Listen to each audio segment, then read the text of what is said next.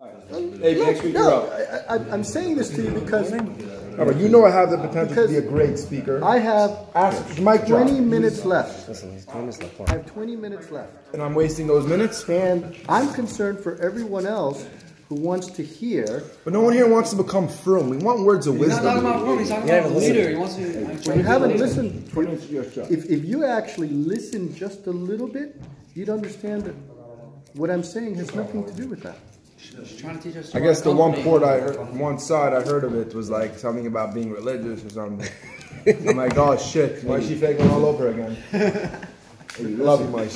No, look. Teaching us how to lead a company. I'm trying to. We already lead companies. We should teach also. Hey, you're on Next up week. here. Amy, 20 minutes is you're got the mic. Okay, You got the fine. mic. Okay, I'm done. 20 minutes, I'm 20 done. minutes, Amy's up. So after 20 minutes, I have 30 minutes for Q&A, right? Okay, so 50 minutes. And 50 quite minutes. frankly, I have now missed 15 minutes of what I was going to say. Just for my 3 minutes of talking? You minused it out from there? Shit, it's a tough principle. No, it's math. No, you're not aware of how the sentiment is by others who actually wanted to. Okay, I'm done. I'm going to the kitchen. No. I don't want to ruin the boys. No. You're one of the boys too. I know, but I don't want to ruin it for them. I have a big mouth. But I can't keep it shut. but then I'm going to need to keep quiet because if it's for you I'll be out in too. 3 minutes. Come. No. I'm going time out.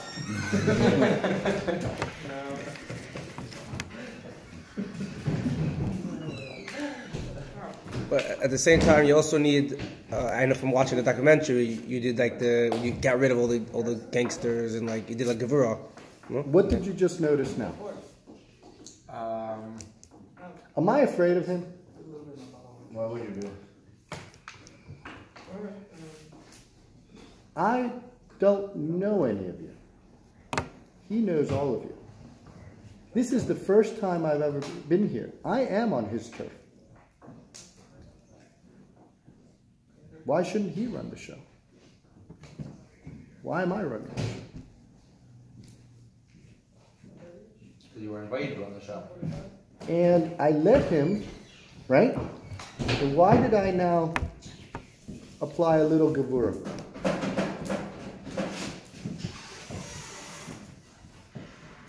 Why?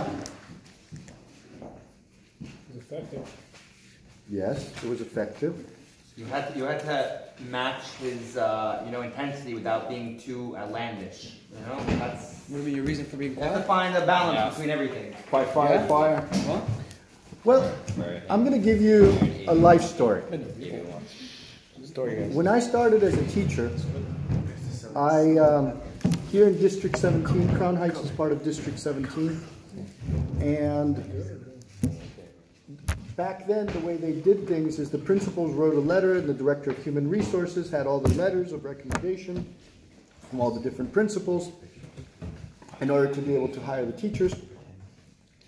And he had us all gathered in a very large room, much larger than this room. I would say 4 times the size of this room. Okay, it was a big, big room and a huge table in the center. And the table was about twice as wide as this one. All right? And there were seats all along the edges and around the table. And there must have been 100 to 140 teachers gathered to be hired by this Director of Human Resources. And this Director of Human Resources in a very fancy suit and suspenders and tie said, "Listen up! I got 2 rules. Rule number 1, you're not allowed to talk. Rule number 2, you're not allowed to move. If you do either one of these 2 things, you don't need a job, a J-O-B, do you?" Because this letter here says it's a recommendation from your principal. Means nothing to me unless I sign it. If I sign it, you have a job. I hope I made myself clear. Now, I will be calling your name. When I call your name, please come forward. And if I so choose, I will sign this document. At which point I will congratulate you, and you will have a job. And it'll be up to you to keep it. And the reason why I give you these two rules is because District 17 is tough. And if you have no classroom management, you're not going to make it here. So he began. Jonathan Appleby. Now, I'm Waronker. Okay, so he's going by alphabetical order. And literally, it takes like a minute or two. Person comes up and he looks at them up and down and decides, okay, congratulations, Appleby, you have a job. Okay? So he was doing the shtick. And I noticed that across from me there was a woman who was raising her hand. And he was totally ignoring her. And I could tell she needed to use the ladies' room. And so I also raised my hand. So maybe from where I was seated, right across from her, I would catch his attention. And I noticed that he was ignoring us. And then I looked at the woman in the eyes, and I noticed that she was starting to cry. Because she was about to get humiliated. At that point, I stood up. "What you doing?" he said. I said, "Sir, I don't know if you noticed, but the lady right here, she needs to use the ladies' room, and she's been raising her hand." He said, "Who do you think you are? What are you, a troublemaker?" I said, "No, sir, just wanted to make sure you saw that the lady needs to use the ladies' room." He said, "You, go to the bathroom." "You, I got my eyes on you, troublemaker." Well, eventually he calls me. And I come up to him. And he butchers my name. Waronker, Shimon, whatever. So I come up. And he says, "Yeah, you're a troublemaker, aren't you?" Now I want you to take a step back for a moment. In my mind, I needed a job. I wasn't paying $500,000 in taxes. I needed a job. I had 3 kids. Robert, not all of us have the mouthpiece. You're right. But I needed a job. And this man was terrifying everyone. And that woman would have had an accent had I not stood up for her. And of course the question becomes, can you imagine if I had gone home to my wife and said to her, "I'm sorry, honey, I didn't get the job because I stood up for a woman who needed to go to the bathroom, who wouldn't stand up for herself." No brownie points. No, it would have been hell. Okay. So leave it in the basement. And the reason why I did that is because, quite frankly, if we're not here to help other people, who the heck are we? If we're not like Moshe Rabbeinu, right? And we're the small Aleph, right? Who the heck are we? That was a defining moment. Because either I was going to be afraid of this authority figure, right? Like everybody, all 140 other teachers there, right? Or I'm going to be able to stand up to make sure the right thing is done for people. That's an internal struggle that you face. And whether you do that when you lack power, so to speak, or you become this very powerful principal or powerful superintendent, makes no difference. How you take care of the people around you is important. You got to be the small Aleph. Don't forget that. That's Vayikra. That's what we're in. That's who we are.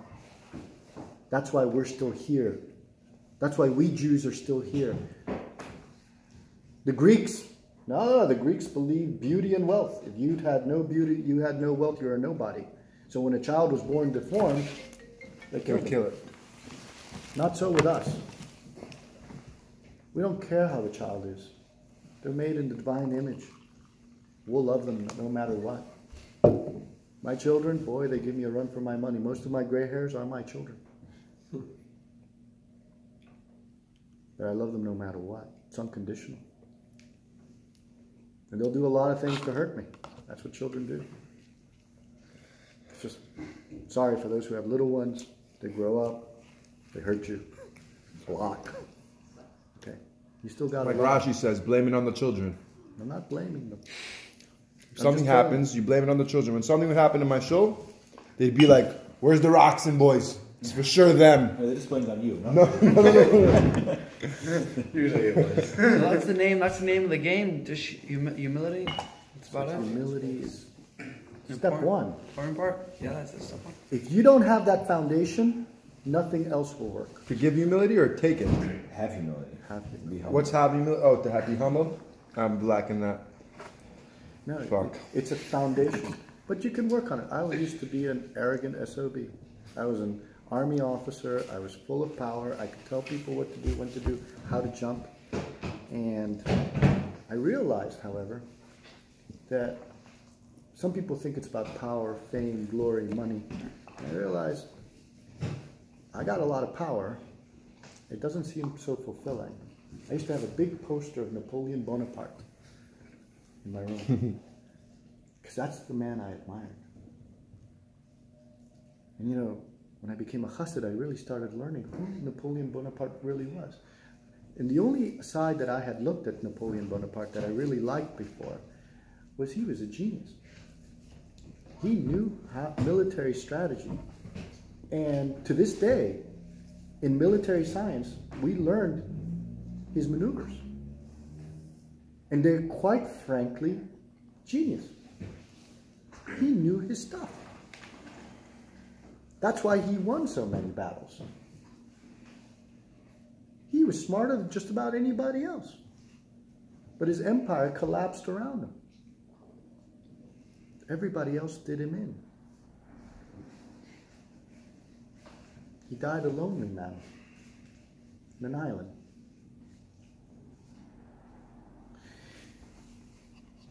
The interesting thing is, as I became a chassid and I learned who Napoleon really was, and he practiced the dark arts, and he was really a bad guy. In fact, millions of people died for his glory. He could care less about people, their lives.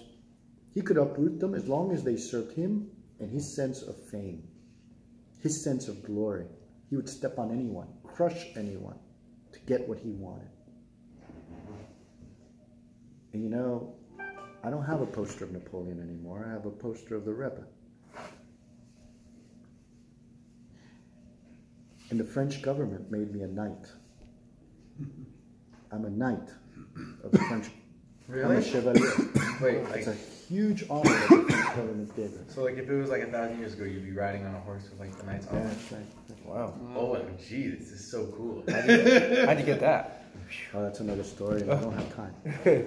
That's when, Q&A. you know, like they give you like a 7-day Q&A. demo. You know, like on Prime, they give you a 7-day demo on HBO, and then you have to pay for it. But you Next do have- time we have to, no, Reserve the you question. gotta bring it back. 30 minutes 30 minutes. in Q&A. With Q&A, 30 minutes. I get So a, humility, I and reserve then 10 what's the next step? questions. Once you have humility, then what?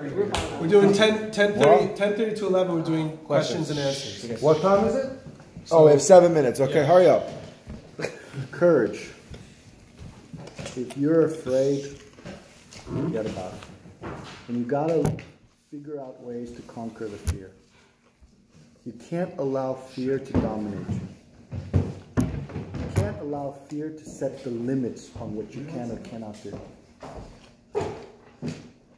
When you are able to overcome your personal fears, you will be truly a free human being. And I told you, I have lots of fears. Be it afraid of heights, afraid of talking to people. You missed it, but I used to stutter. I couldn't put two sentences together without stuttering.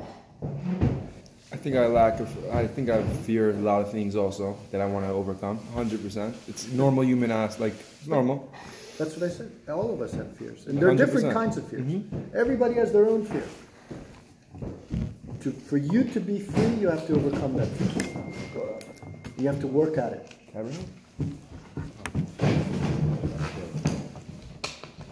And the third thing is you got to think of other people. Same thing. Is that the same thing with humility, or No. no? It's two different things. Because it's about your feelings. Drop Okay, so you want to expand on that because I think that's a Yeah. subject you haven't expanded. So, when you're thinking of other people's feelings, it's not about you and your own feelings. If it's about you and your own feelings, right? You have built a wall, so to speak. You're not sensitive to how other people may be feeling. The reason why I had to stop him was for your benefit. You see? Because I had to weigh his feeling versus everyone else's feelings. Everyone else was saying, quiet down, let the man talk, right? I don't know how many of you said it. Quite a few. Yeah. If they weren't saying it, they were thinking it. Right. Okay. Yeah. But I had to sort of step in and do battle, right? To make sure I was able to at least share something with you. Because otherwise I wouldn't have been able to. Am I supposed to feel guilty right now? No. Okay, good. No. I'm just stating what it is to be empathetic to others. Like, I don't give a fuck? Is that what you're saying? I don't care about anybody else here? What I'm saying is that... I want to know, because I don't know what empathetic necessarily specifically means. So empathy is not so worried about your own feelings, but worried about other people's feelings. Oh, no. We grew up in Brooklyn. We don't give a fuck about the guy next to you. It's all about me. Fucking, if I don't make money, he's going to pay my bills? No.